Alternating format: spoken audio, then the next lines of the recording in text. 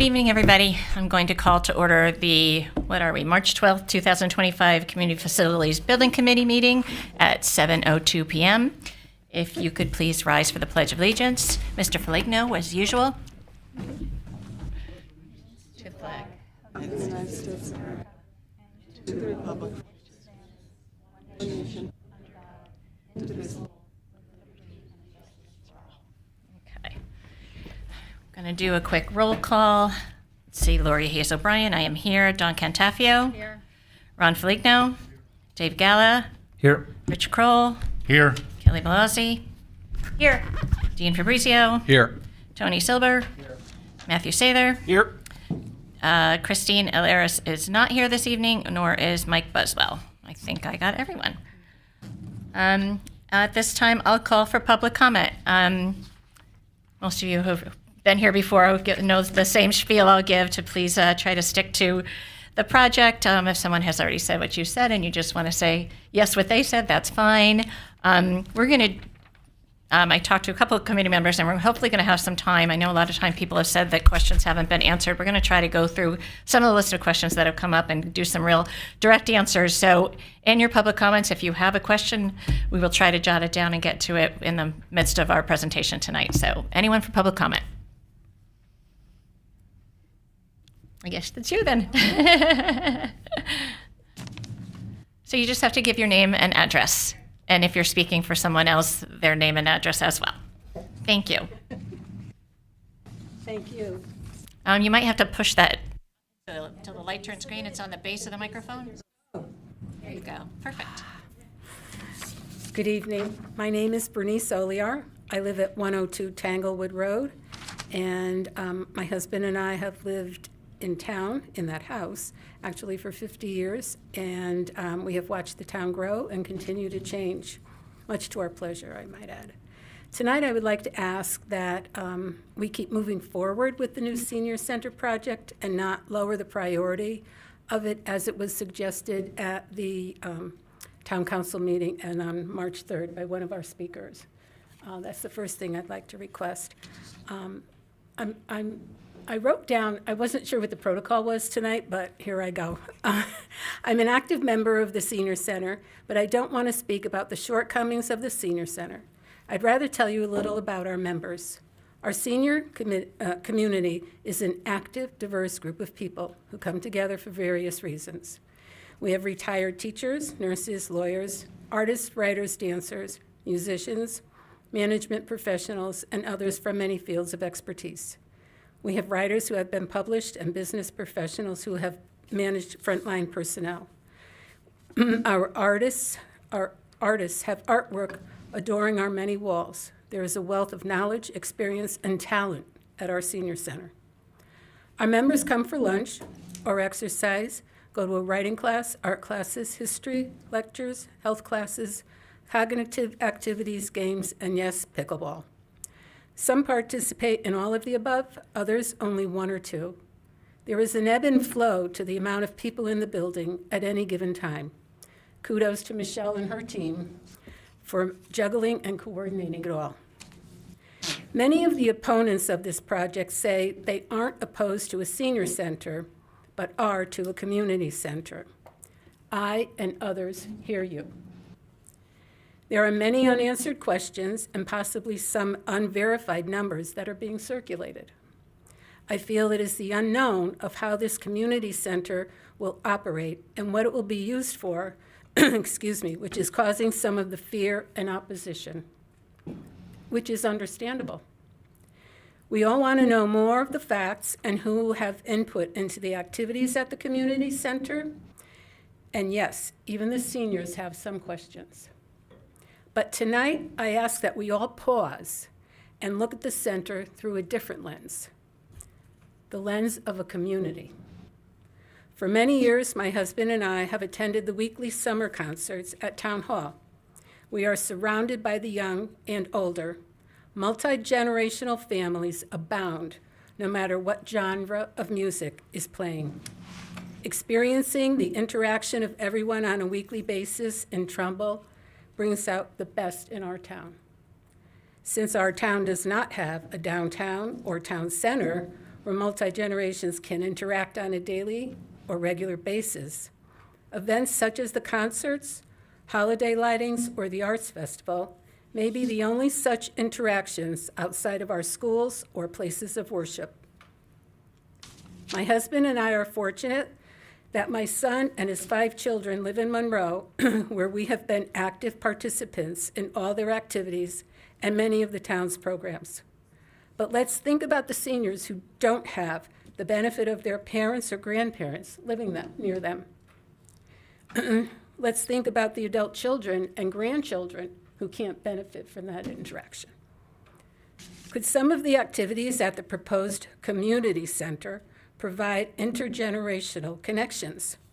Could some of our seniors work alongside the young children or teens to mentor or tutor them? Just look at the diverse backgrounds of our current senior members, and couldn't we utilize some of their skills and talents throughout this community?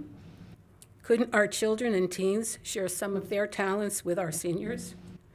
The question is, couldn't we all benefit from the community center that would be part of the senior center plan?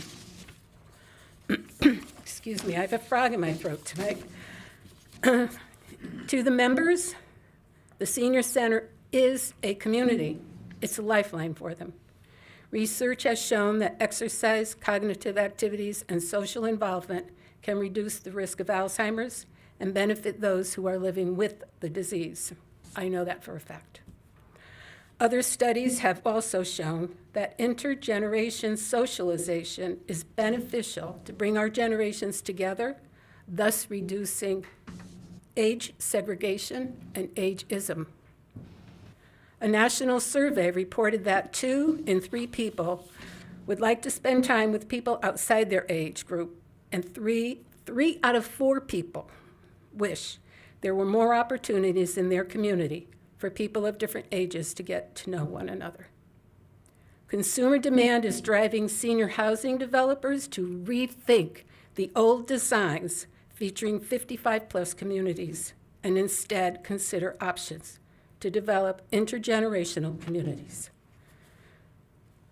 An intergenerational community report states that such communities increase social, recreational, and volunteer opportunities that build a sense of community and improve physical health, mental health, and self-esteem while saving dollars. Another report states that by 2034, older adults will outnumber children in the U.S., a scenario unlike any prior period in American history. Tonight, I ask that we look at this project through a lens that sees our community coming together to provide not only a senior center, but also a meeting place, a community center, where our multiple generations can gather and interact, where our town, our adults, seniors, and our children and teens can benefit from each other. With careful planning, input, and direction from our town leaders and our community, we can make this happen. Trumbull can continue to have that small town feel and show our community at its best. Thank you. Bernice, can you spell your last name for us, please? Yeah, it's Oleyar.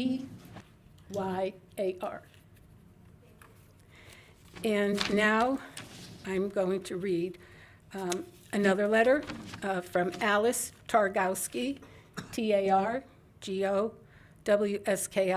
and she's at 7 Manor Drive in Trumbull. What is a senior center?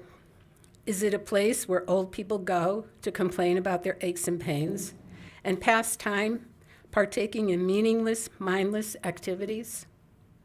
It certainly is not. The Trumbull Senior Center is so much more than that. It is the place where the generation that has earned the benefit of more leisure time can go to make new friends, socialize, continue learning new things, improve their health, and yes, sometimes to party. There are exercise classes for those who wish to maintain some level of fitness, lectures and discussions on health-related topics, both physical and emotional, as well as support groups and a wellness nurse to guide us on our healthy aging journey. Monthly book club discussions, movies, and bingo are also very popular activities. Groups meet weekly to play cards or to have lunch together and just chat for a while. There are dance classes, art classes, craft sessions, and day trips to many interesting places in our state. Oh, and did I forget to mention, there's also pickleball. In short, there's a lot going on here, not all at the same time, but staggered throughout the week, Monday through Friday, 9 a.m. to 3:30 p.m. More important, though, is what goes on behind the scenes. People who are dealing with changes in life due to aging, grief, loss, loneliness, or in some cases, the feeling of no longer being relevant or needed. They can come together and find smiling faces, friendship, and support. And I know that for a fact. This center is truly a lifeline for many people and should be protected and enhanced as a vital part of our community. In order to continue the work of the Senior Center, a new building is vital. The current structure has long outlived its usefulness. In order to make the most prudent use of both available locations and finances, the agencies that manage our town have chosen to build a multi-use building by also opening its use to the community at large. The original plans have already been amended to make a smaller footprint for the building, largely by significantly reducing the size of the gym out of respect to the neighbors of the Grace Church property. That still isn't enough to satisfy them. In truth, although they say they're in favor of the new center, they simply don't want it in their neighborhood. Please help this proposal go to the next step by voting in favor of this much-needed facility. Seniors have paid taxes for a long time, knowing that it's important to the health and welfare of our community, and have well-funded schools and services. A new senior center is long overdue, and the Main Street property seems to be as ideal a location as we can find. Thank you. You. Do I give these to anyone? Yes, that'd be great. That'll help with our clerk. Thank you for speaking for the first time. Appreciate it. I know I usually try to remind people to keep it shorter, but it was your first time here, and I do really appreciate your words and for speaking for Mrs. Tarkowski as well. Thank you. Anyone else for public comments? No? No? Oh, okay. One more?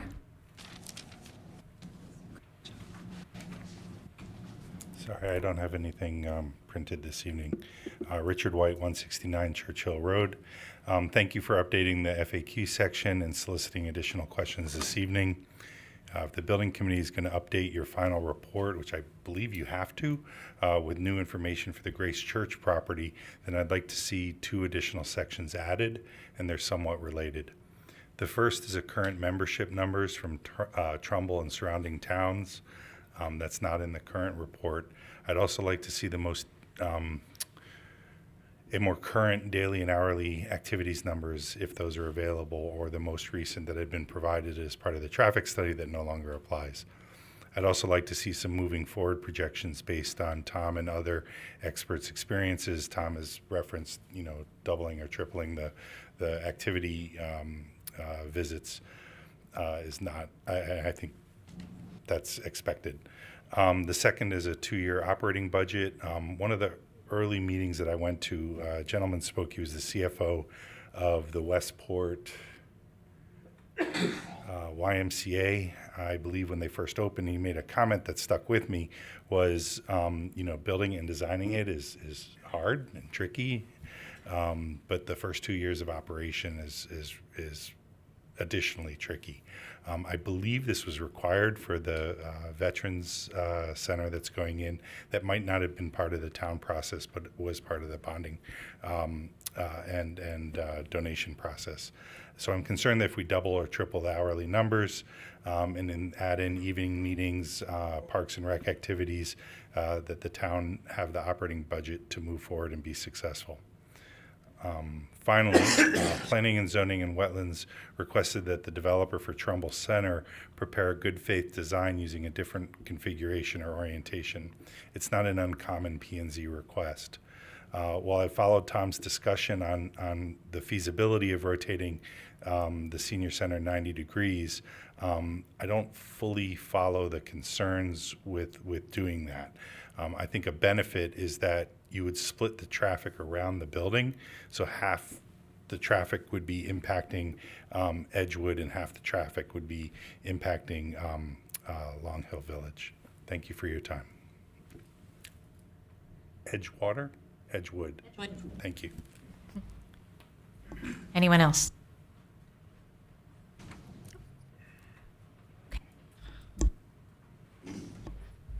I have a time. I'm going to call end to public comment at 7:17 and ask for an approval of the March 12th, 2025 meeting minutes. So moved. Dave Galla. Thank you. Second, Dawn Contapio. Okay. I know they were longer. We had a different clerk. She's very thorough. She did spell check. I know that. Anybody have any comments or changes? Good. All right. So all those in favor of the minutes? And that is unanimous. Okay.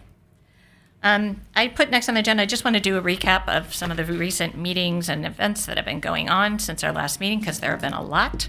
I actually think I better pull my calendar up if I want to remember them all. Some of you have been able to attend them. Thank you. I certainly understand that you haven't. My doctor's not happy that I did. But, we did have a lot going on since last month. I believe right after our last meeting, we went to, I believe the first one up would have been the Police Commission, where that was a favorable vote for the traffic study as reported. That's online if anybody wants to watch it. It was a few questions and a pretty favorable response to this location from their perspective. Very much so. We also went to Planning and Zoning, where for the 824 hearing referral, and again, it was a positive outcome. Again, felt the location was a good one. I know that the chair wanted it to be requested that the sidewalks that we've been discussing putting in, that be part of the plan. He thought that was important to be part of that, which at this time we're planning on. And then let's see, what did we have after that? We had, the Conservation Commission, yes. Rocco and Tom, I forgot who came, Ryan, was it? Yes. With the Conservation Commission, I know we've talked before that we don't need an approval from them, but it's nice to get some feedback.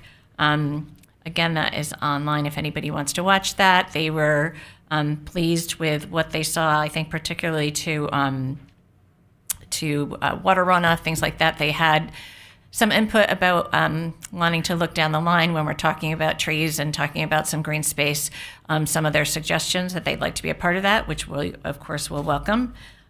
So that was a busy time. We then went, was it just last week, to the town council, where we did our more than quarterly update, because I think we had just been there 2 months before. I'm going to, after Tom does his project discussion, I'll do a little bit of feedback from the town council. There were questions, there was a lot of public comments that we can kind of discuss. I've kind of said to some of you, I'd like to kind of have some questions answered if we can, if possible tonight. But it was a good presentation. Tom and Rocco were able to join us via Zoom, and got to get some questions from the council and more information out there than they had before.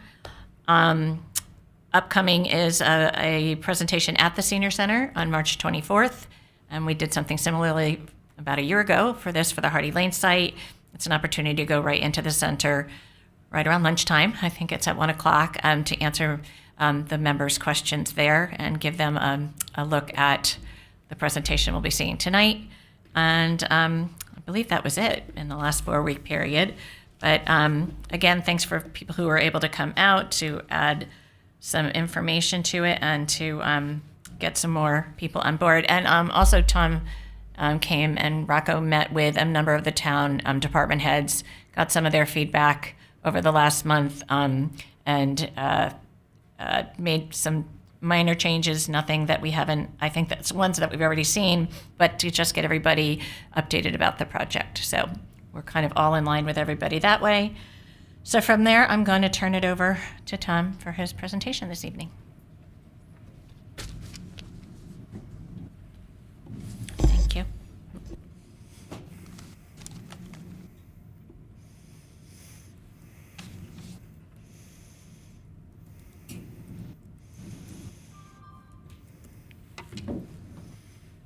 Oh boy.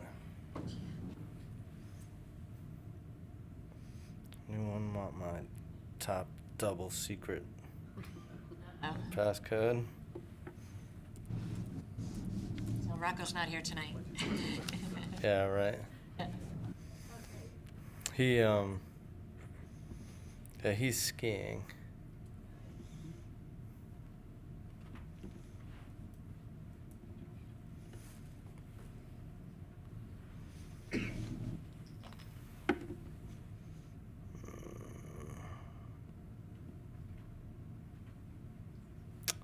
Great. I'm just going to throw off right away. Wrong date. It's 2025. Wow, this might be actually the wrong presentation. That is the wrong presentation. Last year's? Can't take me anywhere. It's okay. That's okay. Let me. Oh, here it is. I'm sorry. There we go. Great, thank you.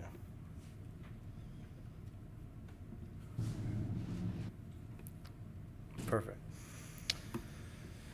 So over the last week and a half or so, most of our efforts have been on making final revisions to the site plan, cleaning up some issues, starting to prepare some renderings for the project as we move forward.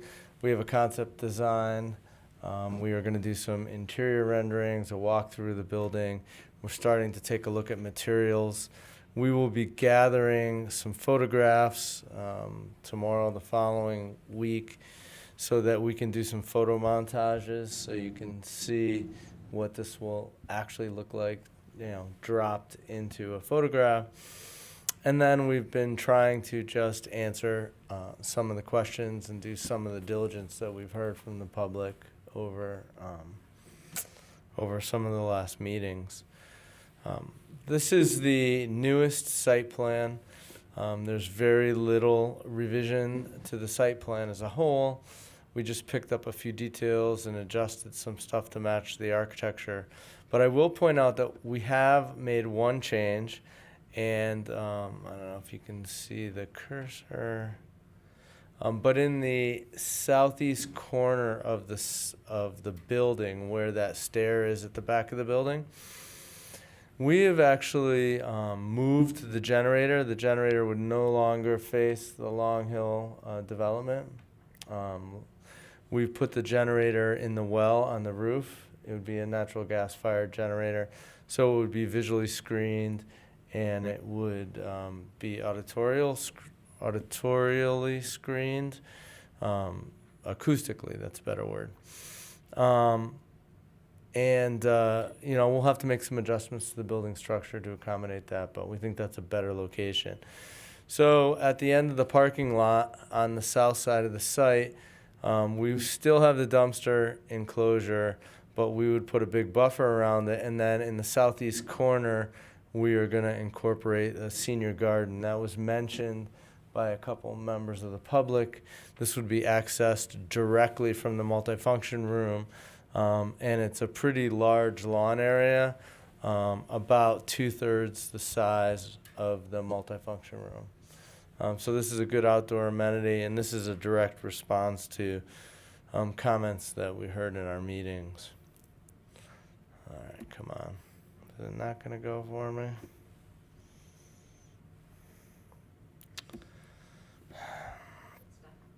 I don't know. Oh, there it goes. I got to do it that way. The utility plan is essentially the same, just updated with a few odds and ends from our meeting with conservation. And then here is the site plan, and you can see in the bottom right, just below the building, is that lawn area, which is directly to the north of the abutting property.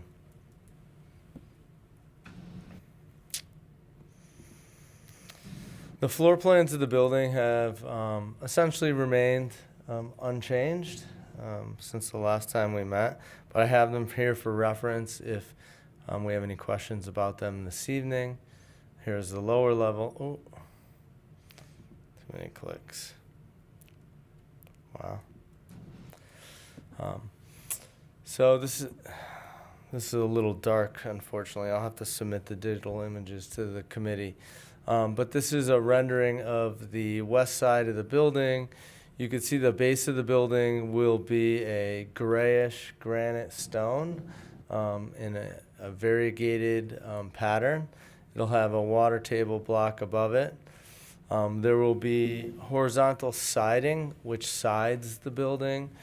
This would be a 6-inch siding, probably like a hardy board material, cementitious material, with similar trim. It's all pre-finished, has a long, durable life and finish. We're showing the color in a what is like a slate blue color, nice cool color for the building, and then white accents in trim. All of the trim in the building would be painted white and be cementitious board. And then in the drive under canopy, you start to get a hint of it, but you can see that all of the framing for the canopy itself from underneath would be a natural wood, so it would have a clear finish. And then the roof would be an architectural 50-year shingle product. All residential scale elements and architectural finishes, materials. This is the same elevation, just stepping back a little bit.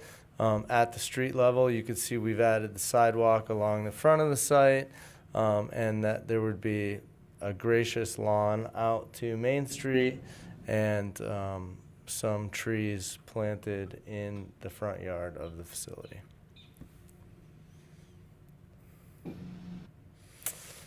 This is a rendering of the rear of the building. You can see that the base of the building, which is the activity in the arts and crafts room, opens onto this entry court and activity courtyard. The base of the building would all be the variegated slate, the stone, or not slate, granite stones. And then above the base, the first floor of the building would have, again, the horizontal siding, cementitious trim panels, and the roof edges that overhang. This is a view from further back in the parking area, and I think this gives you a good sort of perspective of the scale of the building, how it's nestled into the site. You can see how the grade falls away on both sides of the site, so the parking area sits down below the adjacent properties. Those would be, sloped lawn areas. You can see that there will be trees planted in the parking area. We're actually looking through one of them just so that you can see the building itself and the scale of the building. And then you can see the entrance drive to the right, head up along the north side of the site and head out towards the Main Street entrance. Again, you can start to get a feel for the height of the buffer and the wall or fence that will ultimately be, form that edge. Let's see. Here's a view coming from the entrance drive headed to the rear of the site. We've rendered this just as a solid stone wall. I envision this as sort of a series of stone piers with cementitious or PVC, slatted panels in between to break down the scale. We'll have that updated for the final presentations that we make, final presentation to Town Council.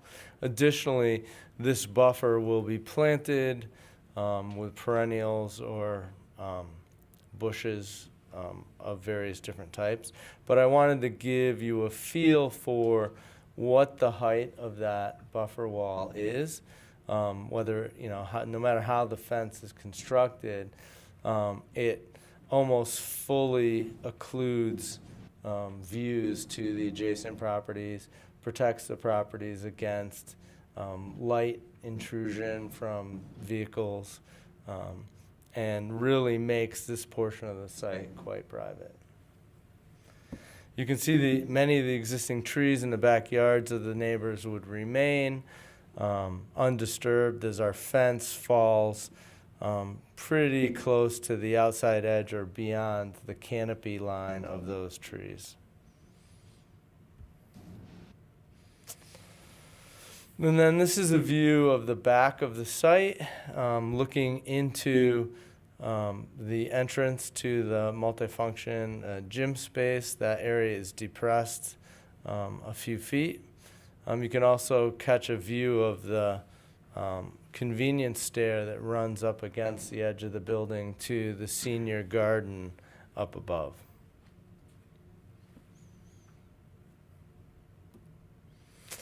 So if I just take a minute to summarize, we've chosen a very clean, very simple, very non-pretentious palette for the building.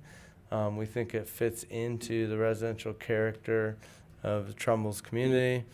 And I think when you see the photo montages at the next presentation, you'll get a really strong feeling for what the scale of this building is in height compared to the adjacent structures, how close they are.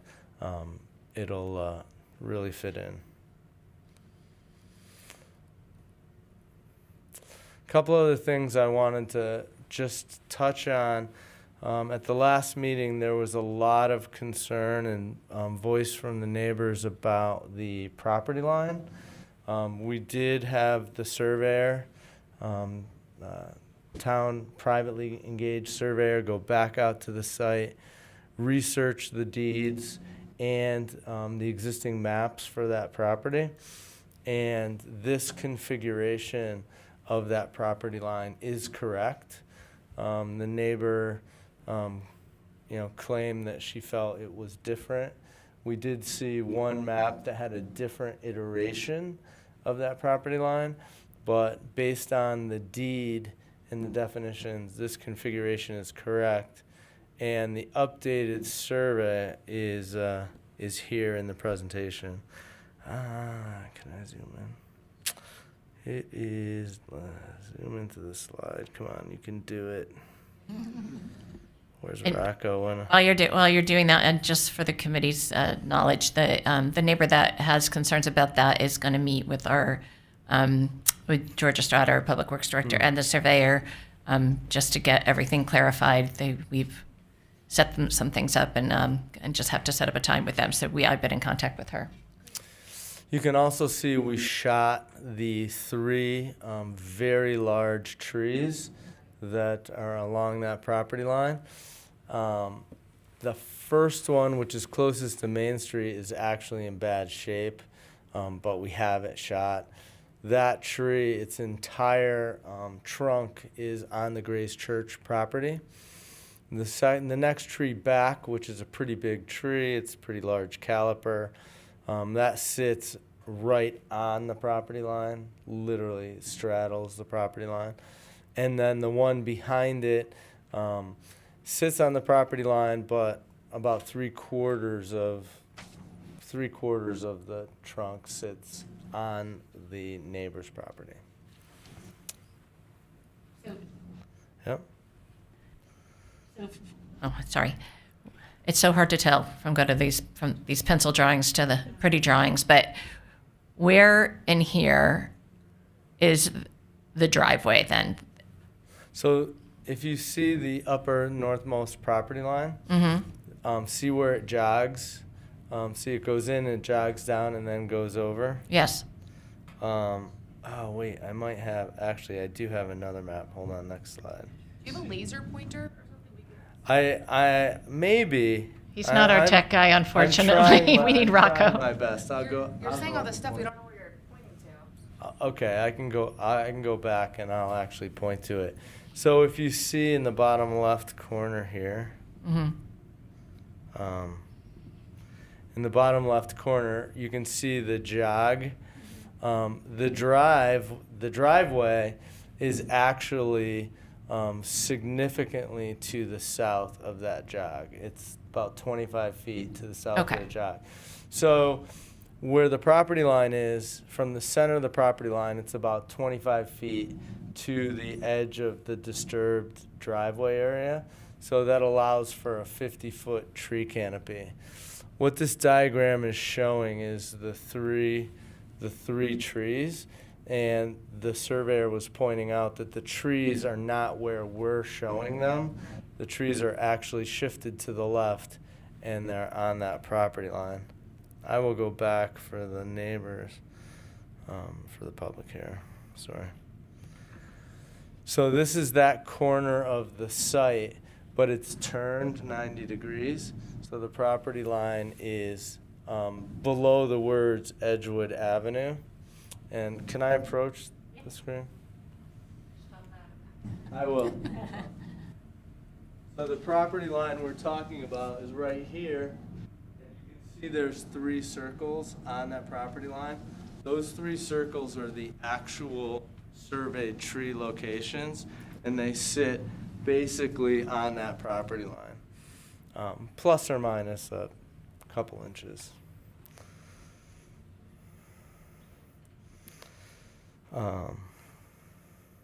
And then here are some pictures of those trees, and the red line shows exactly where the property line goes and where it jogs backwards. This is just for reference purposes only. Let's see, 17, 18. Yep, go My ahead. question, now I know the first one is totally on Grace Church property, but my understanding is that tree is pretty dead from what the surveyor said, right? The tree number 1.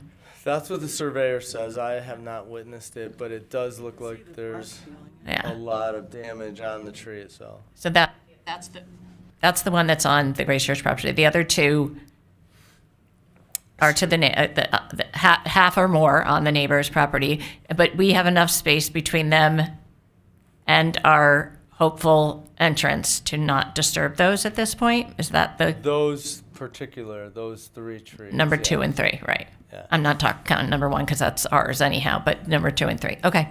And you can see they're pretty significant caliper. I mean, those are probably 30-inch trees easy, maybe 36. Okay. So that's where we are. The other thing we have been doing, and I can report to you on it in no significant way, is we have been working with the cost estimators on the project cost estimate. We have solicited estimates from 3 construction management companies. One of the companies has not been responsive, and I am still pushing them. But we received 2 very good estimates from 2 very well-known construction companies, one of which is O&G, and one of which is the Pack Group, LLC. We've done work with both companies. They're both highly respected companies. Their estimates came in with a gap between the estimates. So we are in the process of reconciling those estimates, identifying things like one estimator said there would be 48,000 cubic yards of soil removal, and one estimator thought there was going to be 25,000 cubic yards of soil removal. So we're doing actual cut and fill calculations to reconcile those numbers. One estimator has the price of soil trucking and removal at $55 a yard, and one estimator has it at $40 a yard. So we're calling it around and reconciling the difference between those prices to figure out where exactly between those numbers is the sweet spot. So we are very close to completing that. I plan to have that work done this week. I have asked Lori if we can have a special meeting some way, somehow, in the coming future to talk about just the proposed cost estimate and the budget and what does that mean. Yeah, we had a discussion about that just because we don't want to come forward with a number that we're not 100% confident in. So I will kind of talk with you guys about a potential, it'll probably be a Zoom meeting because it's basically looking at figures and being able to ask questions to Tom. But I didn't want to do that until that number was more solidified. But there is the potential that we may be going to Board of Finance on March 27th, which is 2 weeks and a day, right?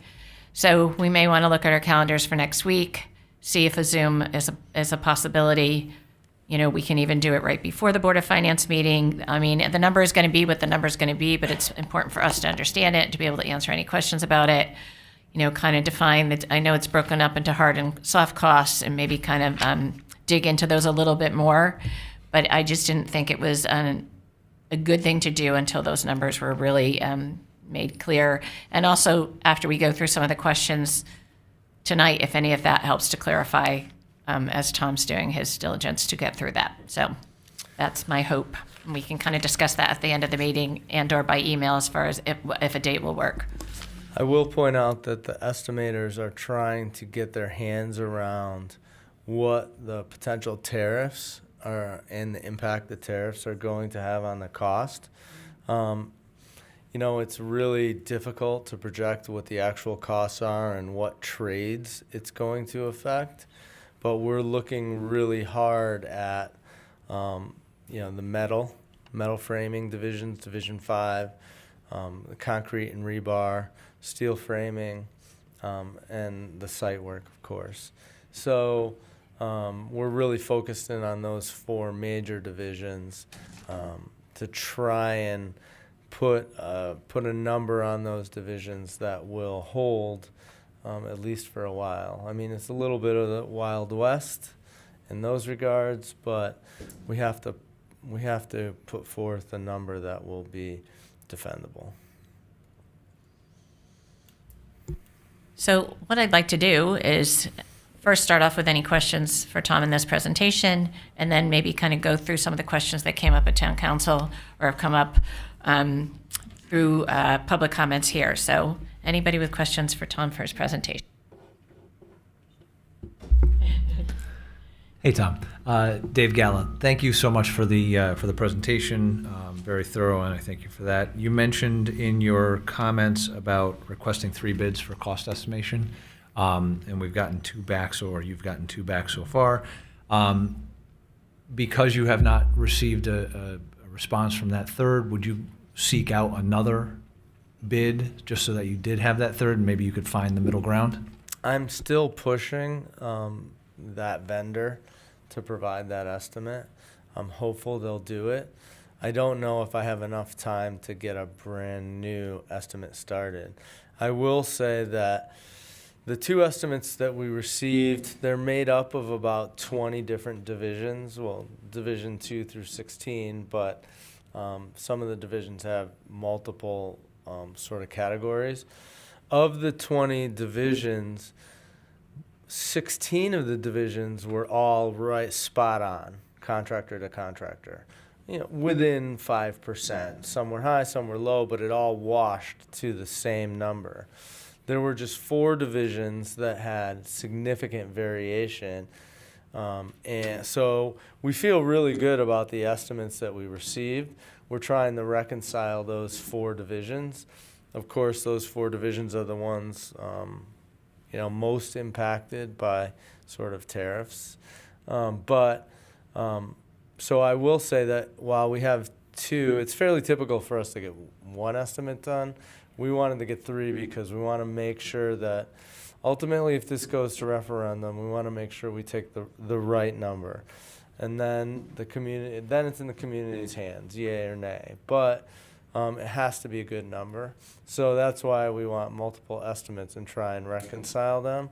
And the effort has been very positive because we're discovering the things that the different estimators are seeing, and then we're making them revise their estimates based on those corrections. So I feel quite confident that the number we have will be a good number. Thank you. May not like it, but it will be a good number. Right. Ron? Hi, Ron Feligno. Hi, thank you for your presentation, as Dave had said. I'm not too sure of looking at the roof line with the generator up on the roof and the sort of dwell on the Yeah. roof.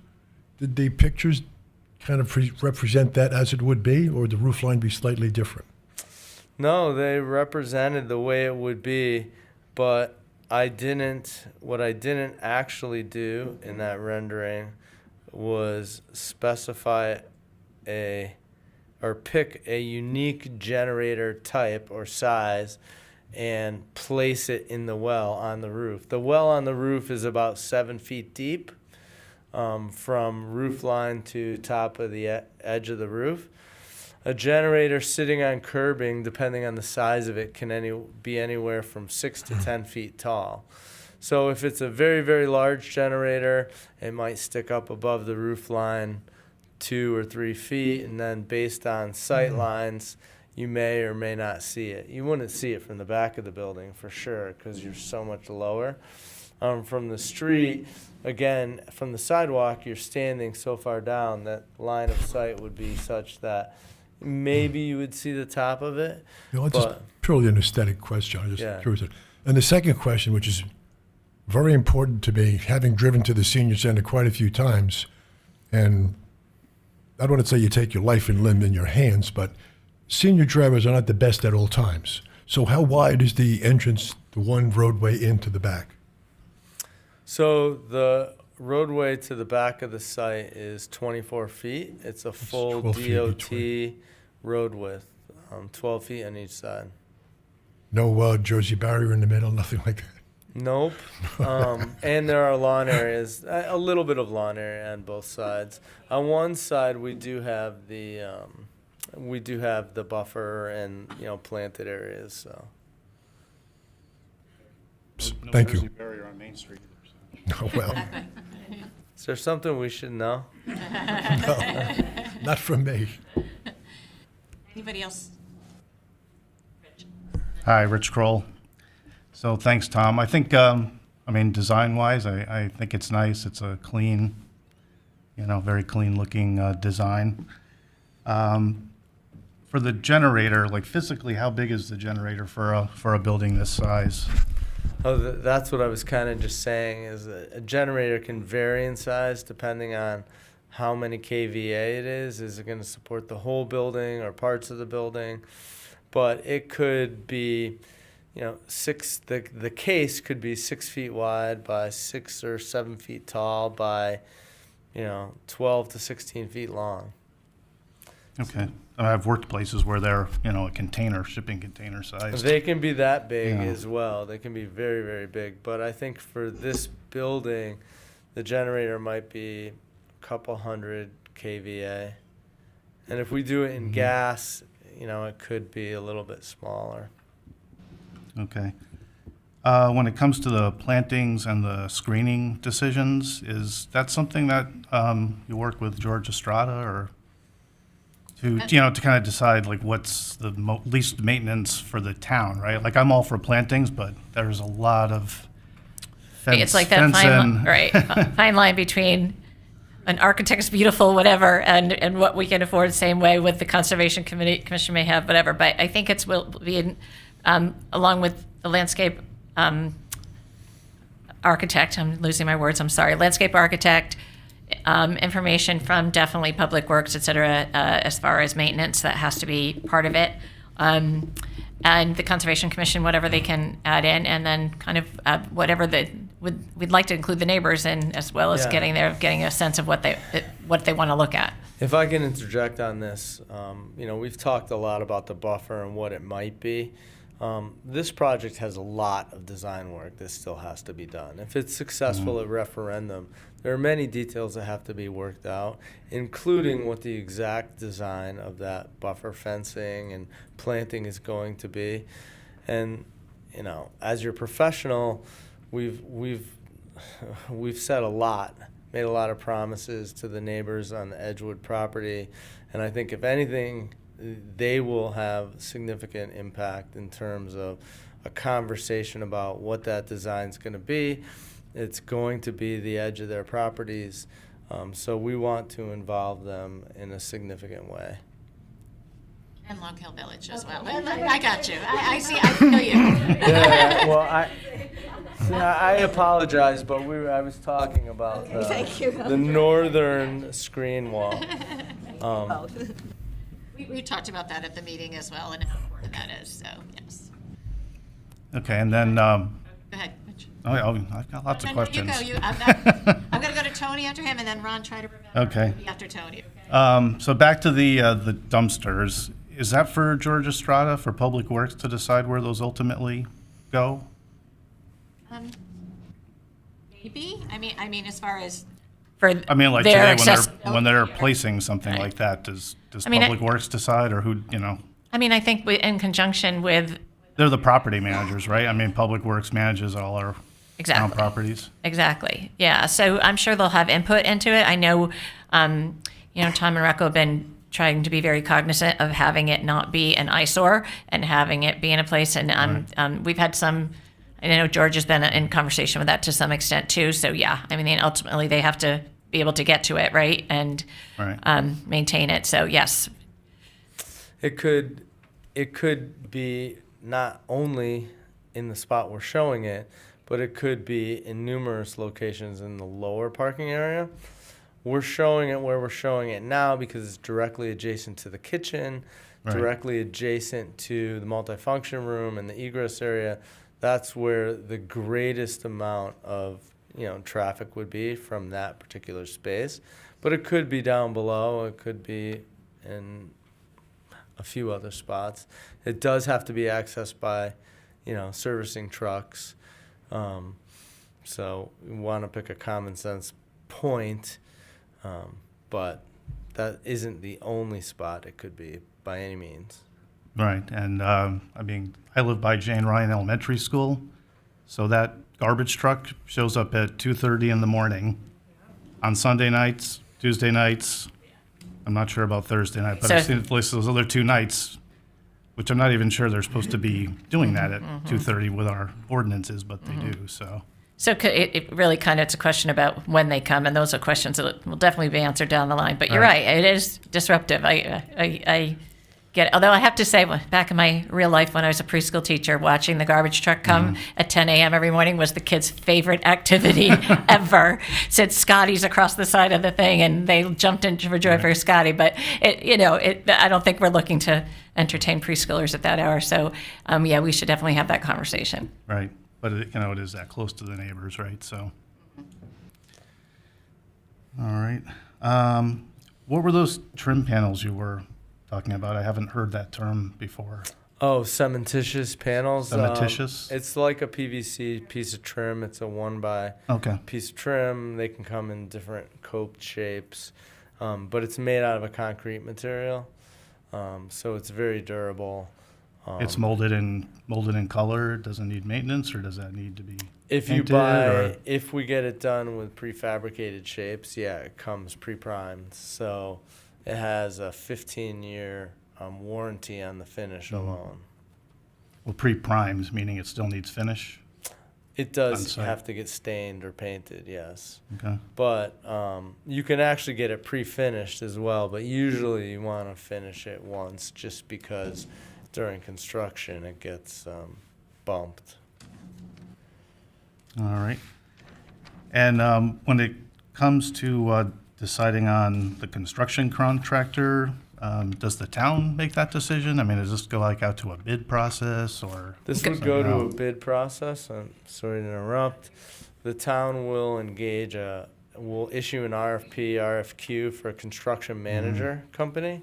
Construction managers will bid for the work. And then once a construction manager is selected, they will bid the work to all of the subtrades.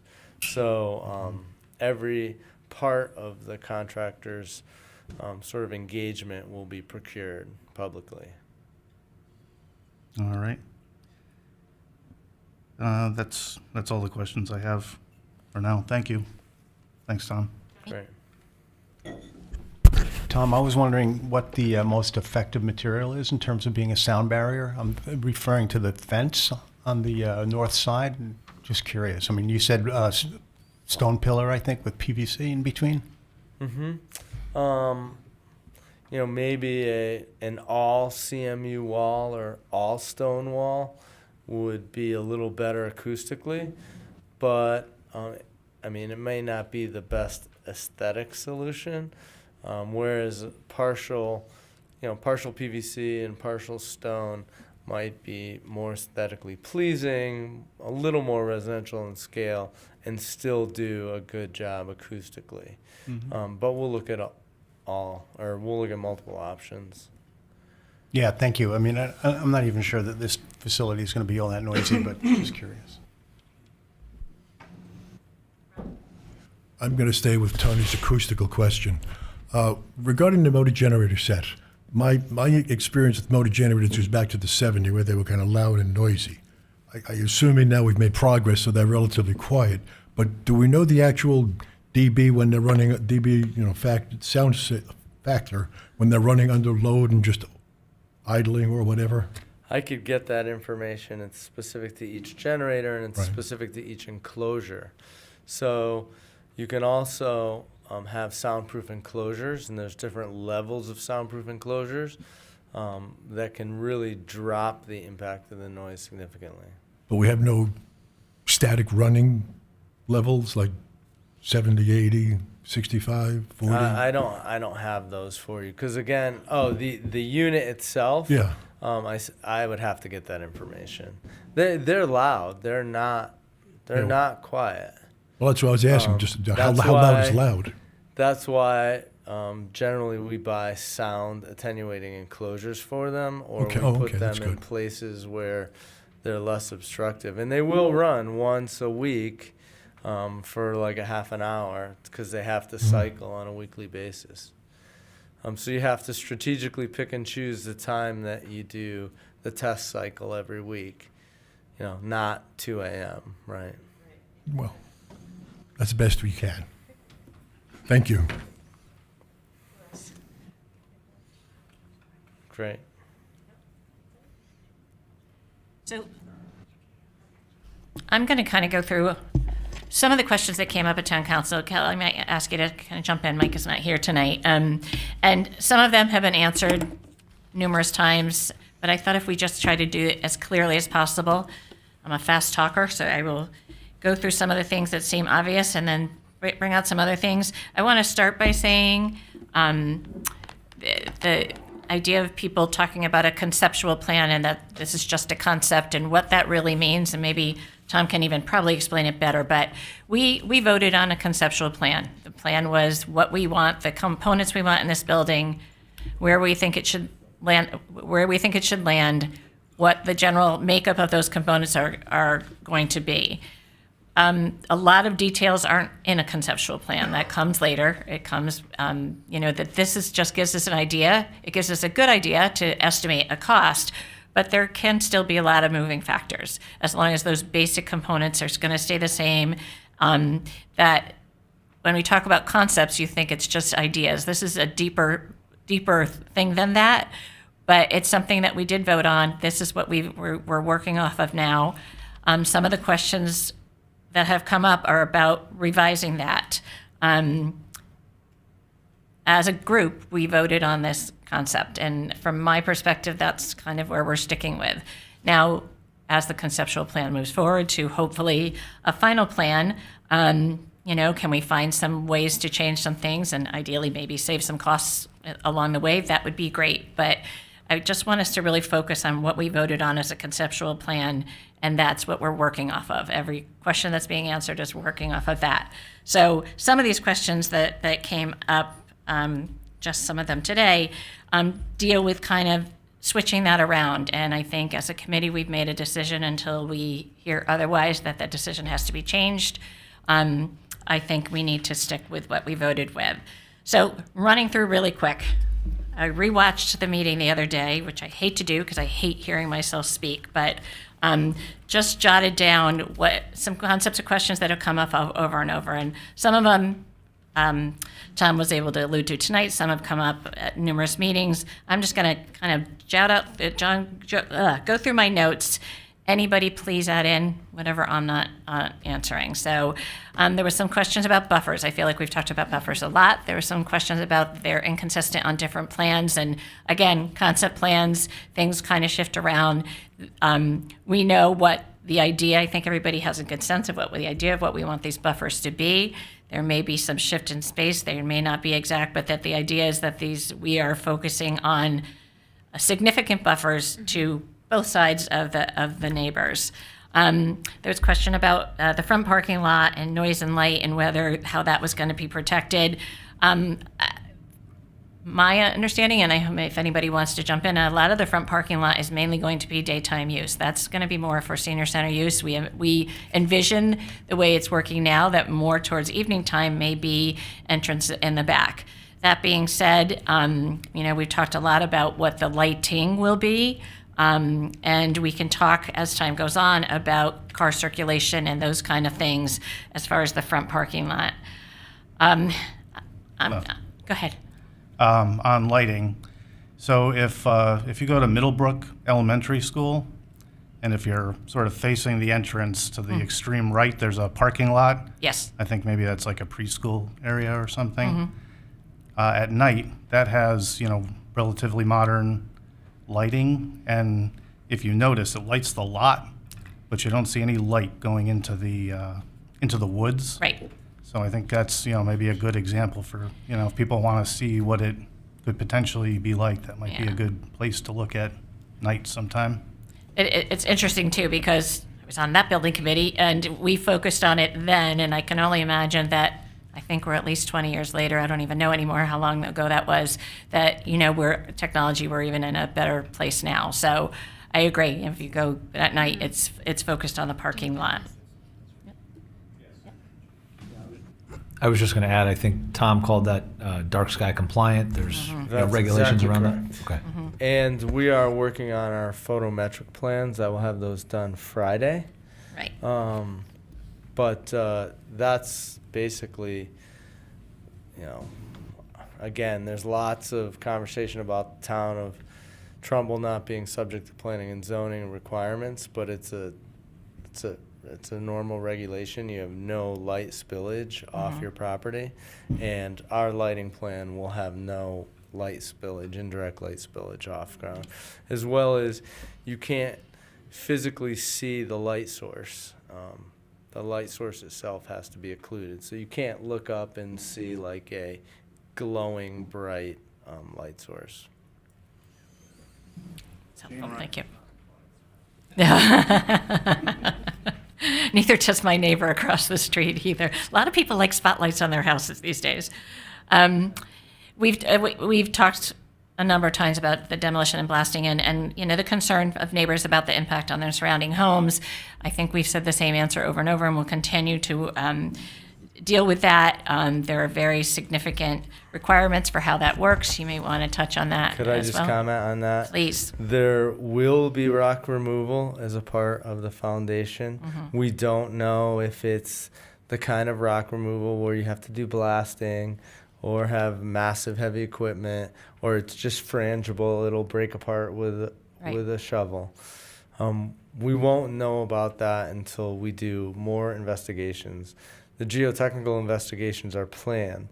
However, there are state protocols for rock removal, and one of those protocols is doing, especially in the case of if you had to do any kind of blasting, you do pre-demolition inspections of all the adjacent properties. You have to document them. There's an expense associated with this, and then you do a post rock removal investigation. So that's the way that you protect properties that are adjacent to that type of work, and ensure they have to provide insurance coverage to make sure that there's, if there is damage, they can cover the repairs. And that kind of follows along with the demolition. There was questions about, asbestos, things in the air. They're, again, very specific protocol that has to be followed and will be. There's a containment. Anybody who's ever had asbestos removed, even from a small area, may know how that looks kind of third world, and I'm sure this will be even more so. And obviously, that's something that we'll keep in mind. Yeah, so just I can add a little bit Help me about the along. asbestos abatement.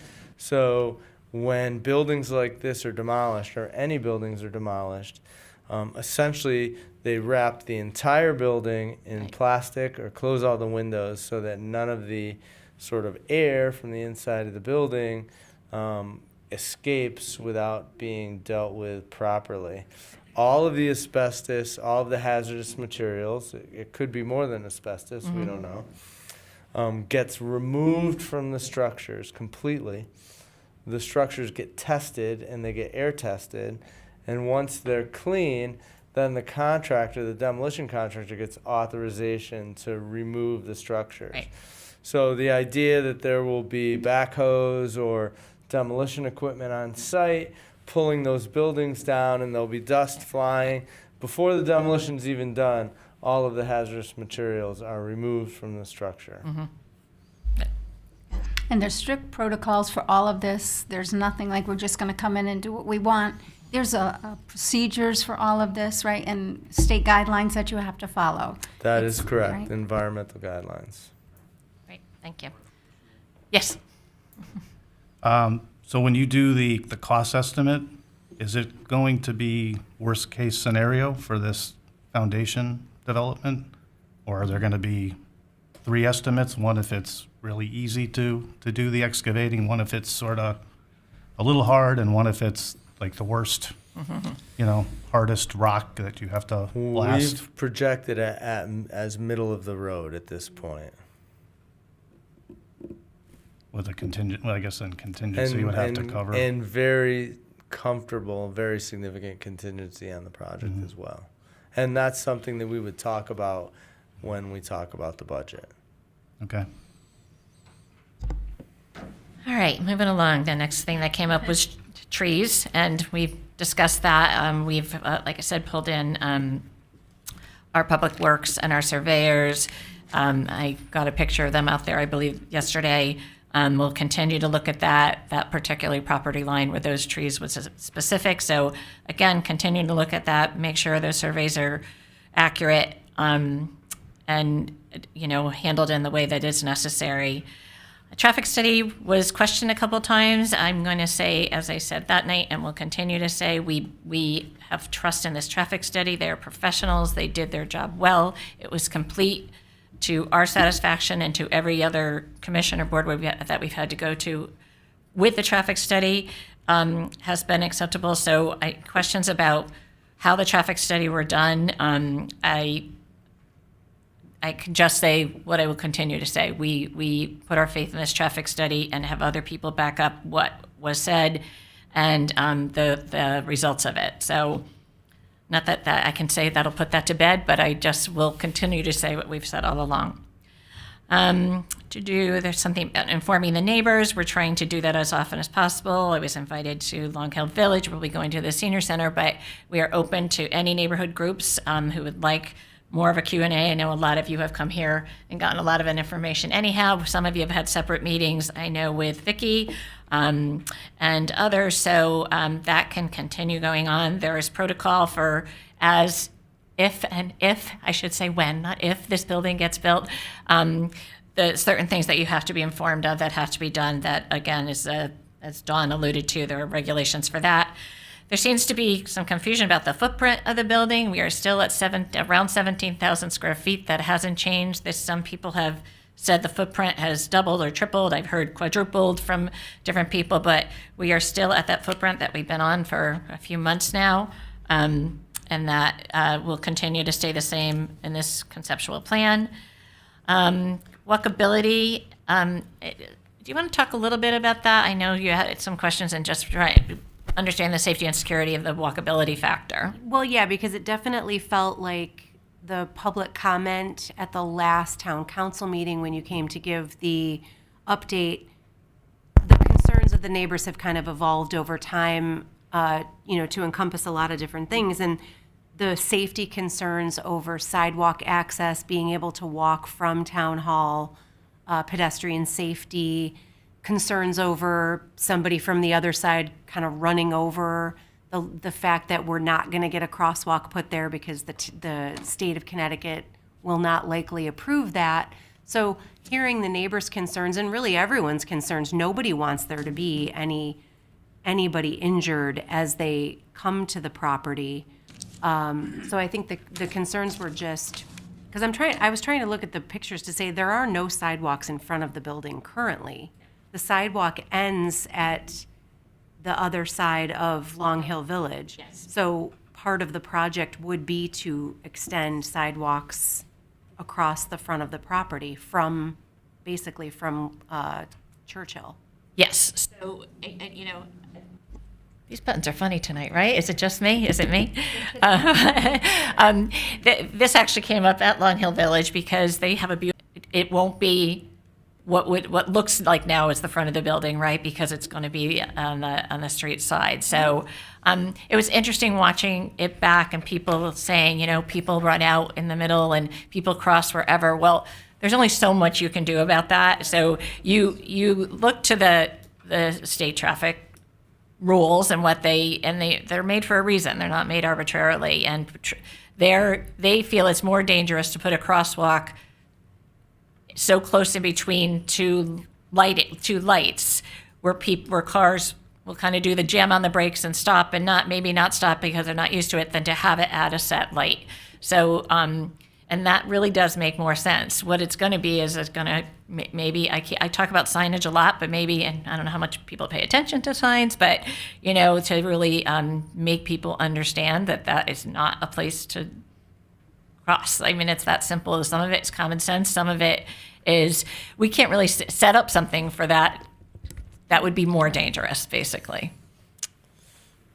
George Estrada also pointed out that there's currently a downtown sidewalk evaluation study underway, and that he is going to add this corridor to that study. So the engineers that are studying the integration of sidewalks and improving walkability at the town's center will be looking at this.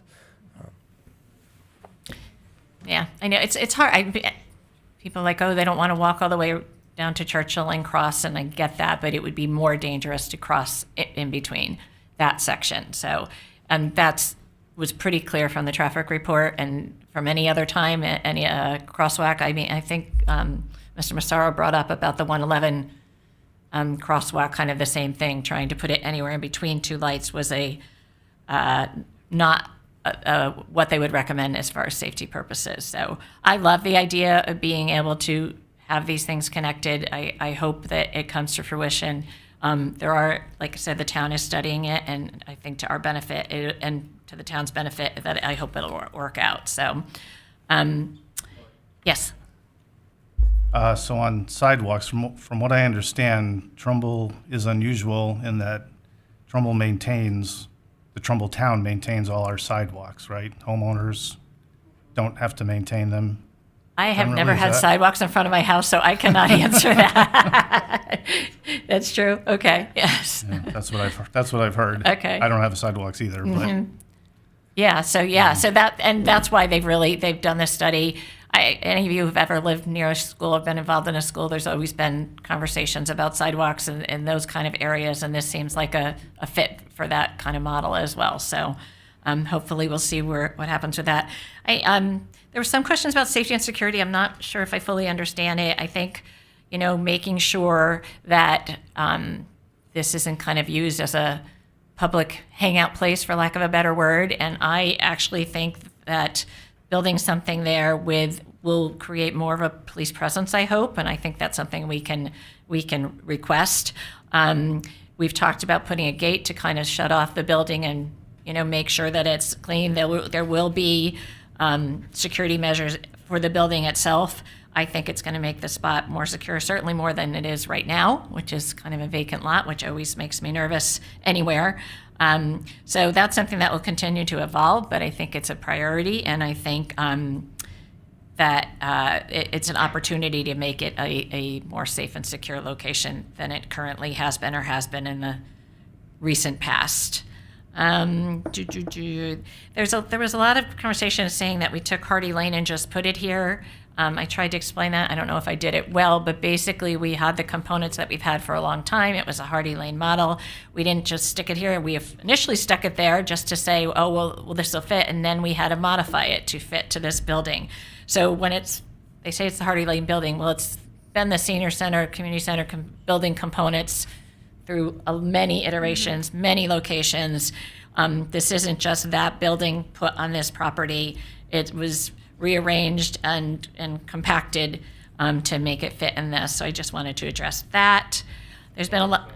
No, please, no. That's what I want Sorry you to to do. keep interrupting. I would like you to keep interrupting. Yeah, you had said something about a 17,000 square foot footprint, but are we down to a 15,000 square foot footprint? The building's going to be 30,000 square feet, right? Is the footprint bigger than? The upper floor Uh-huh. footprint is actually bigger than the lower level footprint. Okay. So that's why it's 17. It's 16 and change. Let's call it 17. But the Okay. lower level is 14,000, 13 and All right. change. Depending on how you calculate the square footage, the Right. building itself, the main core of the building is 30,000 square feet.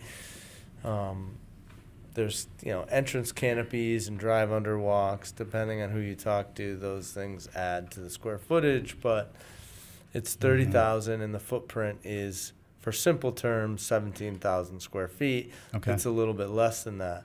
But the basement footprint is actually smaller than 17,000 square feet. Some of the lower level is unexcavated. Right. Yeah, I know, that's because they're not exactly the same. Dave?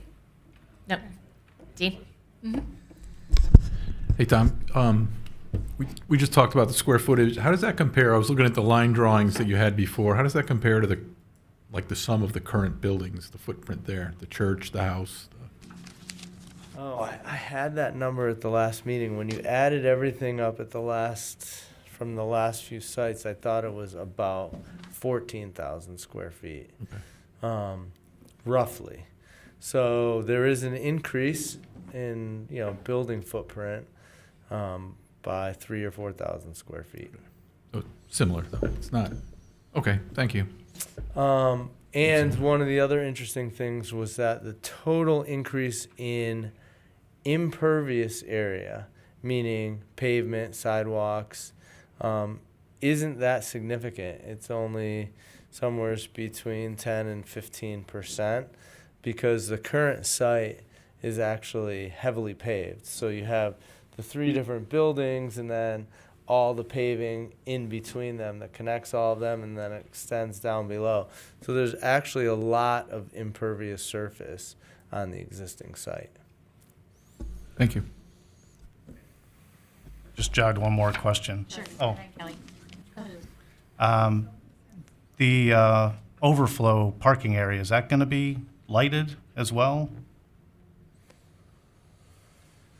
Ooh, that's one I hadn't really thought about. I suppose technically it should. I don't believe we're showing lighting in that area right now. And that was going to be some sort of grid material with grass growing through? Or? Reinforced lawn, paving area.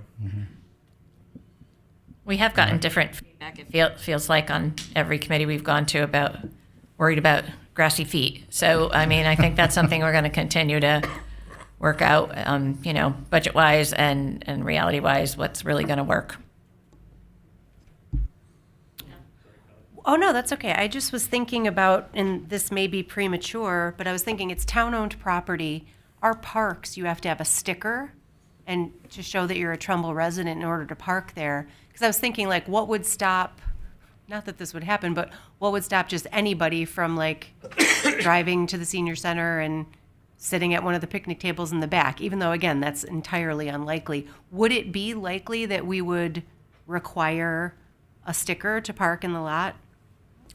So, Michelle's here. Yeah, the senior center does have people come from other towns, Right. as every senior center does. So I think that's something we'd have to discuss. I think anybody that would come to park there would come for use, right? Yeah. And there's a specific protocol of how out-of-towners use our building. Yeah. So I don't know that I'd be so concerned about parking, but I think something, as the programs are developed, particularly, and we see that as an issue, it's certainly something to think of. And I mean, this isn't really the same topic, but I was interested to hear that other senior centers have waiting lists. Like our residents can't just go use another senior center, right? They have to. Oh, You can always come up, Michelle. yes. Your thing. All right. Hi, everybody. Michelle Jacob, Director of Human Services. So it's common practice for all senior centers to allow non-residents to come. Some do not. But, if you want your residents to come, you want them to be able to bring their friends, because not all of their friends live solely in Trumbull. When I came on board, we did have a high number of non-residents using the Trumbull Senior Center because it's a fantastic place. But since then, we grew and we got really busy. So with, Ronnie's help, we've put in a lot of policies into place and the town's request to ensure that Trumbull residents get priority. So it's always an 80%, 20%. So we always make sure Trumbull residents have first pick. Non-residents might pay more. So we would want to make sure that our members could bring their guests. But something could be done. I think something could be done, so. Can I also say that sometimes with the people coming in and out and the tenants or the seniors who use the facility are really well aware of who's there, who's not. And if they see a suspicious car coming in and out, they're usually pretty nosy or ask the person, what are you doing here? So that's kind of a good thing. You have built-in security from your people who are coming on a daily basis anyway, correct? I go, we do? Absolutely. That's good to think about, though. I mentioned, I don't know if I said it into a microphone before, but I always think we should charge a little bit more for out-of-towners, especially in a new building. But I know there's, to me, that's a possible income extender. But it's still amazing to me how little even Trumbull residents have to pay. But we should get those out-of-towners. They want to use our nice new pickleball courts, right? Okay, I'm going to just keep skipping around here a little bit. There's been a lot of questions about whether it not being have a road going around the whole building. And again, I turn to the expert Megan Murphy, who is the ultimate, and the police commission, the ultimate decider on emergency vehicles and access and the safety of that. It is totally more than fine with this building. She really, really liked the design of this. They went through a way that they can look up how it actually turns with a kind of I forget what she called it. Yeah, it's like a little model that she sent to them. They can play around. She's totally in favor of this. Really has no issues with it. And I think as laymen, we can look at something and see it some way. But in those kind of things, I always would like to turn to the experts, and she's in full agreement with that. Then should we have Megan talk to the town council about their concerns, if that's the case? Have certain departments, if they make a list of their concerns, then they can contact the departments themselves and just kind of go over that. Great.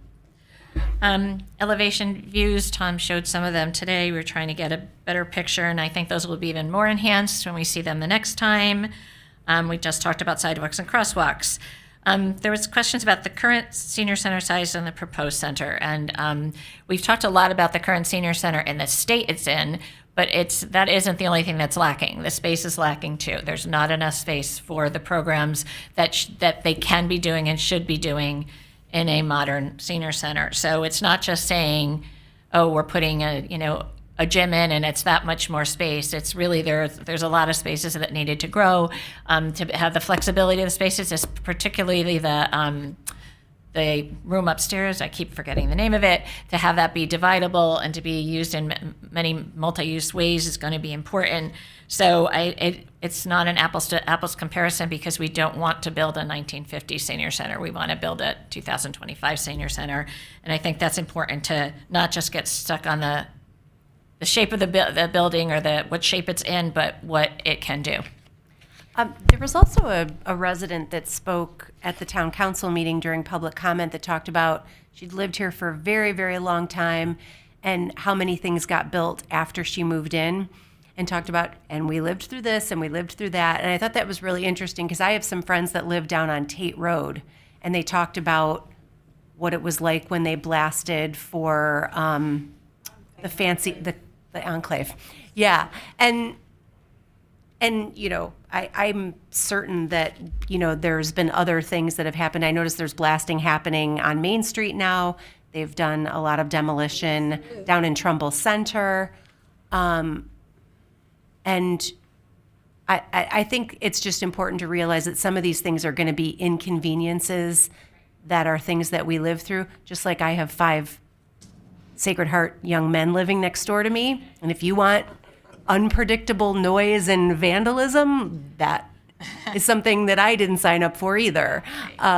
So yeah, I think it's just important there were lots of mentions of blasting and things like that. And I do think it is important that we remember that every single person that's involved in this process are professionals that are licensed, and we are following laws and protocols and procedures to preserve everyone's safety and everyone's quality of life to the extent that it's possible.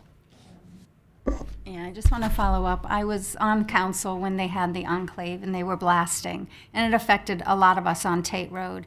The town people met with us, met with the people in the area. We had conversations. P&Z was out there, DPA was out there.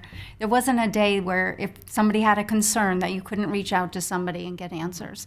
So it went as well as could be expected. It's change. Nobody was really excited about it, but it did end up being okay. And again, the professionals and the departments in town responded really well. Rob LaBrandy especially came out, talked with us. The construction manager came out and talked with the people in the area. So moving forward, this a little ahead of the schedule, but there are a lot of people who will make sure that this happens in the right way.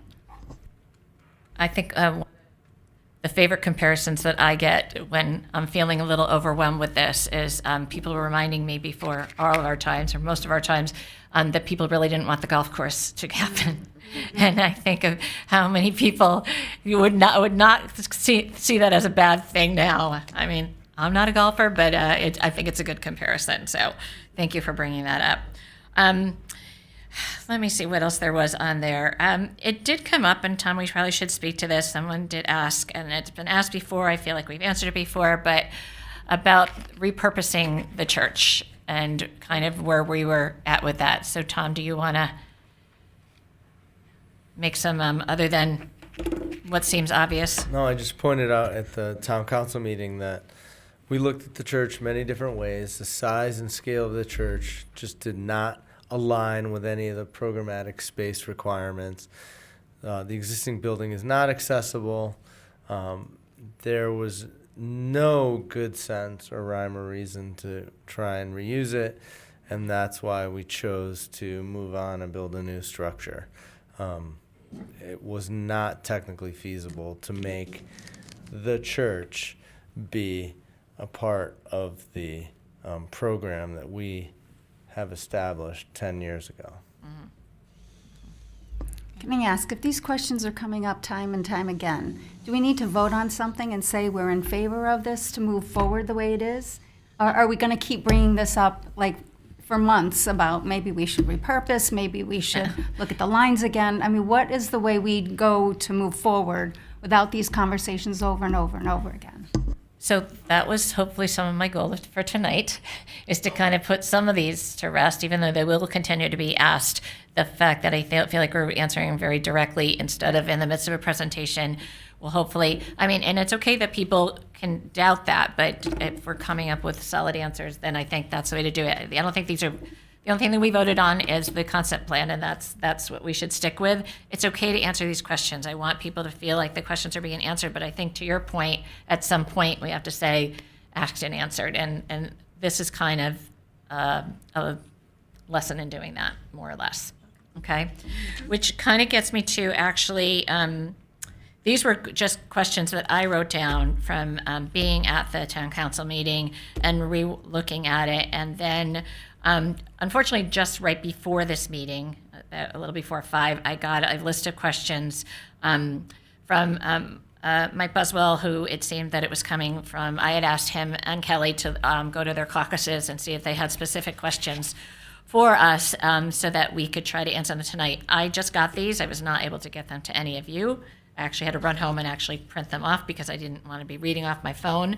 Some of these are, I'm going to just kind of, there seems to be different sections. Some of these are not going to be questions for the committee. Some of these are questions for the town, but I'll just want to give you a sense of them.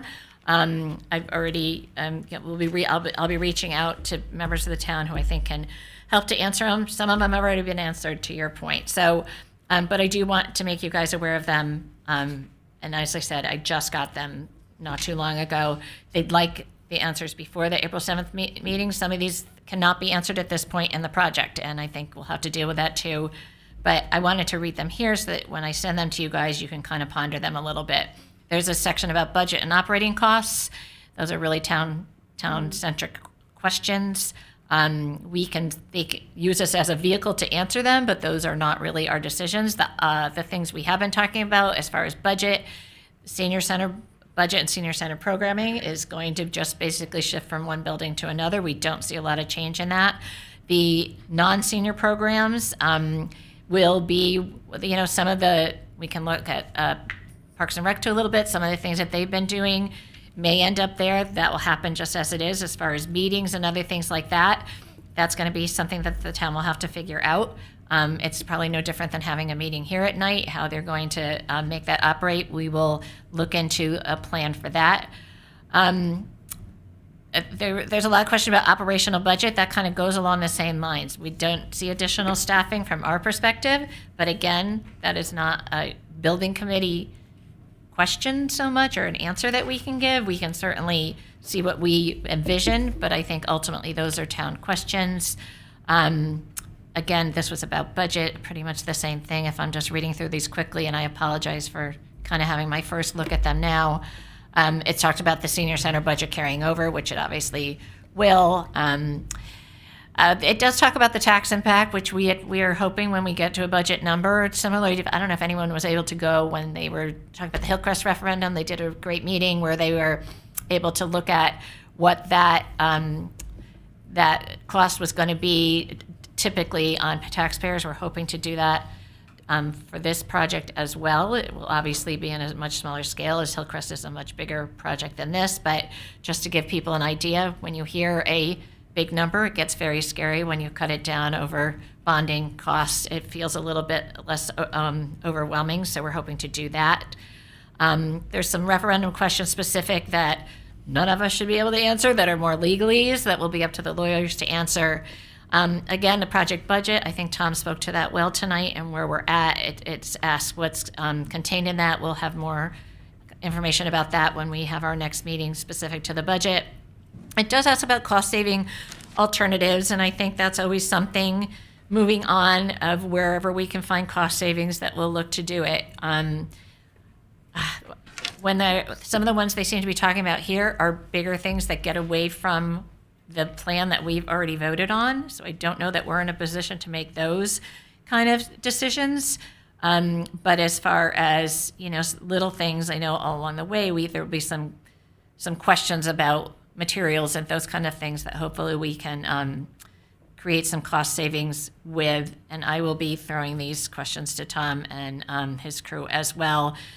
There's a question about the gym modification, which we've been over. I think we made a decision at this group of what the majority wanted. We unanimously decided where we're at now. If someone tells us we need to do differently, then that is a whole different start and a whole different ballgame and a whole different I'm just going to be really frank. The architects have gone above and beyond what is in their contract and the extension for this, as far as what they've given us, and starting all over with a new drawing and a new space is going to be a different cost to the town.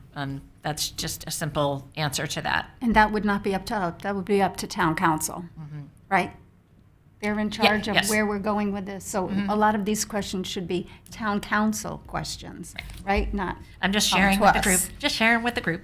Right, but if yes. it's not really pertaining to us, it really should go back to town council. Well, only because we've decided on what we're putting forward. The last one was a reduced scale option. They talked about facility costs and upkeep and those kind of things. Again, that's going to be kind of a public works question. They asked about alternative locations. You heard me sigh, right? Kelly, go ahead. Well, I just want to say something about the Band-Aids we've been putting on the current senior center, spending probably hundreds of thousands of dollars to make repairs to a 100-year-old building. That is nothing compared to having a brand-new building. We won't be having to continue to, because they have to come to council every time there's a supplemental about just like there is when we have to cut down too many trees in town because of all the storms. Right. So this building will be more cost-effective, more energy efficient.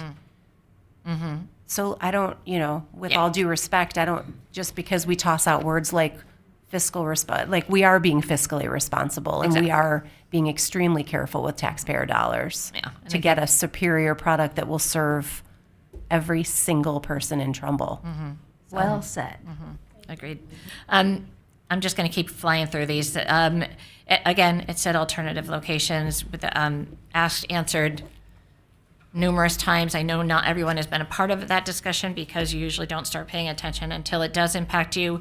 That information is available. I think we had a number up to 24 different locations that we've looked at. I know different people come up with the different ideas. Every idea is looked at in some way or another. And there's lots of reasons that things haven't, that seem really feasible that don't turn out to be that way. I don't think that we can continue to keep going over different locations and why they do or don't work. I think we've kind of done that to the extent that we can. There was a question about traffic impact. To me, the traffic study answers that. They asked for a copy of the architect contract, which is available to everyone. They did ask about CAD design files. I know that will be forthcoming. There is a question about emergency shelter use. This is not going to be what's considered I don't know I'm not going to use the right wording. If I look back at my notes with Megan, what's considered a full-scale emergency shelter. There's a lot of things that has to happen for that to do, but there may be some things we can put in that can deem it to have some use. It can be as simple as if we have two showers, then there's a ability to get money to have that go towards that. So those are kind of some of the things. But as far as this being as a full use emergency shelter, that is not in the plan. The high school is that right now and will continue to be. I asked about what key approvals are required, and I thought that we covered that at the meeting.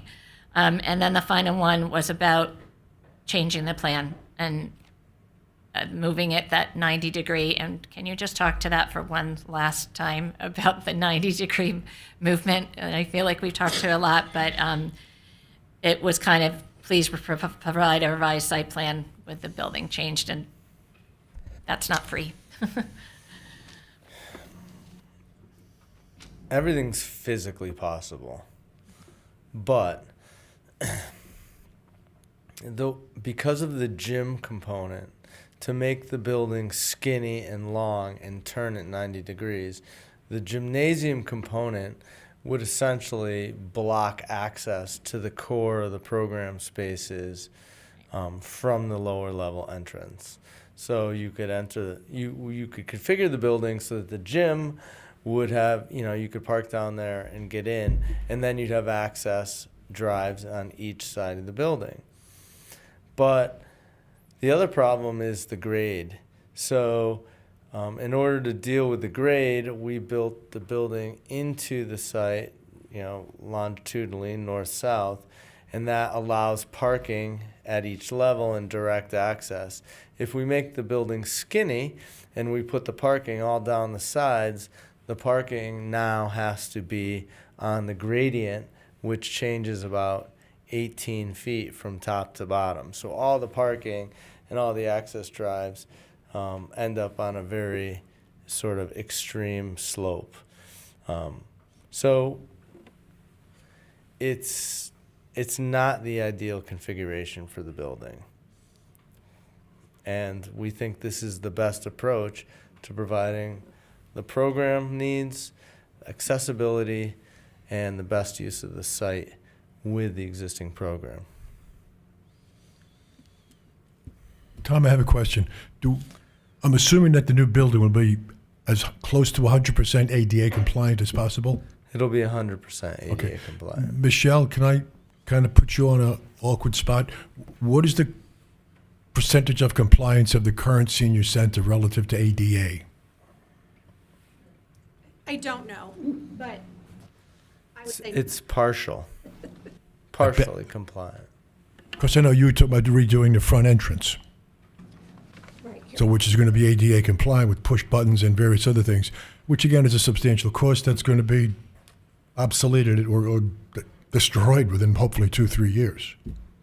Right, right. And, Tom and George Estrada are the ones to really answer that question, but I can just tell you it's a very big inconvenience at the senior center. We have push button doors, but they're old. I can't even tell you how old they are, but, our bathrooms don't have doors, so people either have to push or pull to go in. If you're in a wheelchair or walker, it's very dangerous, unsafe. They've tried to do some updates, but they're just, the size of the rooms aren't big enough. I know once you make an accommodation in one place, you have to make it another place, and it just kind of trickles down, so. I think you're right. Did we have a conversation that if you start one ADA compliant area like the bathrooms, you have to kind of continue the ADA concept throughout the building? What do you say, Tom? I don't know. Is that? That's a more complicated question. But if the new building is 100% compliant, it's not another big deal. It's a non-issue then.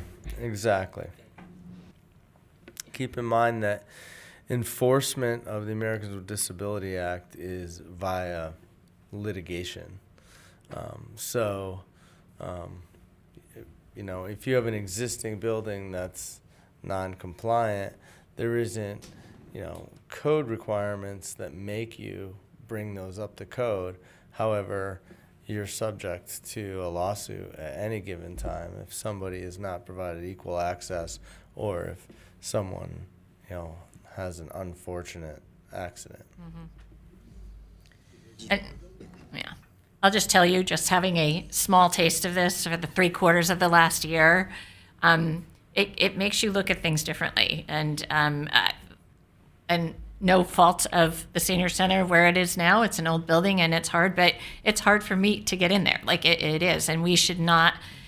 There are so many reasons to be building this building, but that is one right there. And when you talk about that, when we talk about changing it, and even a hilled parking area for someone in a wheelchair is, it's frightening. These brakes only work so well. Like it's not. That is not an ideal to be welcoming to all. And I think that's a big part of that whole slope area for me as well. And just another reason that this should happen sooner rather than later. So that kind of encapsulates what they did. I'm going to be asking some town people to weigh in on this. I'll send them out to you guys if you have any input. So kind of our next steps really is to decide about whether we can throw together a Zoom meeting to just specifically talk about the budget. It will just be, that will be it. We'll, won't have any other business that night, and to really understand it. Instead of everybody trying to do it now, I'll throw out some dates tonight, because I'll check, I want to check and make sure that we have availability to do that as well through the town. But would everybody be open to that and think that that's a good idea? Yeah, I think best way to do that, I think, to have it kind of in front of us and give Tom the time to do his due diligence. The only other thing I'll add to this list is, where none of us are immune to trying times right now. All you have to do is watch the news a little bit, and this this is going to cost what it costs. There's nothing to get around that. But I mean, I think whatever way we can be aware of any costs that don't impact programming and what our goal is, I think we should always consider that and hope that all the professionals aboard and believe that all the professional board will do that as well. I just don't want us to lose sight of what the goal of the building is in doing that, not to get so scared off by a number because this has been something that's needed to happen for a long time, and it's not going to get cheaper down the road. So that's my final thought. Anybody else have anything else? We do have more order of business, but let's wrap this one up. Go ahead. So along the cost side, it's only my thoughts or my opinion. But when it comes to, I'm very concerned on cost on things, right? But when it comes to estimating for whatever products we use for building the building, especially things that need to be maintained, I would rather see us spend a little more to have long-term low maintenance materials. So don't skimp on things that are going to end up costing us in the long run. Yeah. Is what I would ask, or my opinion. Agreed. At this point, we're having the cost estimators and the design reflect really what is the ideal construction for the building. There's plenty of room for value engineering moving forward. I'm sure those are conversations that we'll have, and each one is its own value add decision. But at this point, we're having the cost estimating be done, based on, developing a state-of-the-art center that's in the best interest of the community, and we'll work from there. Yeah, and just even on the structure of the building, right? So we're going to have this big multi-purpose room. So if they decide to have like a 200-person rave or something there, and there's a lot of bouncing up and down of people, you want that thing to be solid, right? I think we're going to be solid. I think we're going to stay away from raves. People are not allowed to say amphitheater and raves while we're talking. That is not part of the goal. That's not the goal. Miss Jacob, could you come report on how many raves you've had in your tenure as the Human Services Director? I mean, there is a joke that the boomers are here, so. Anything can go. All right. And actually that did come up and might have raised a few eyebrows that Michelle has said, there have been big events that have brought a lot of people, but they are rare and quiet in demeanor. They just are bigger than a typical day at the senior center, I think was what she was trying to stress. So I don't want to take that rave and run with it. I've only lived in this town for not quite 10 years, so I'm probably the baby when it comes to Trumbull Pride. But lots of people that I've talked to have said we haven't built a new building in this town in 20 years. Haven't.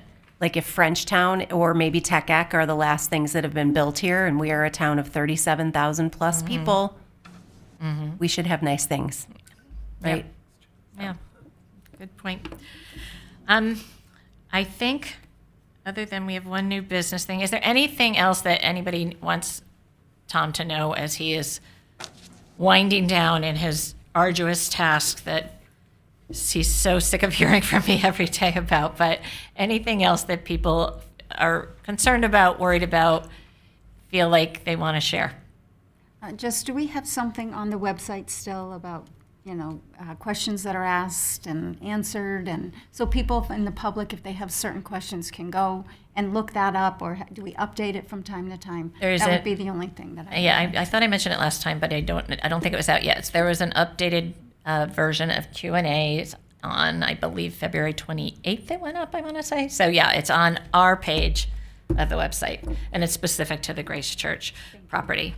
Although this would probably be a more thorough, this last conversation would be a more thorough part to it. So, all right, so that'll wrap up the discussion point. We do have an invoice. Let me find it in my big pile. If someone, I think you guys all got a copy. Let me make sure I have the right one. It is invoice number 16874, dated 1/31/2025, Yeah. and the amount of $8,391. Could I have a motion to approve that invoice? So moved. That was Dave. Second. Dave Gallo. And Dawn, second. Any questions about the invoice?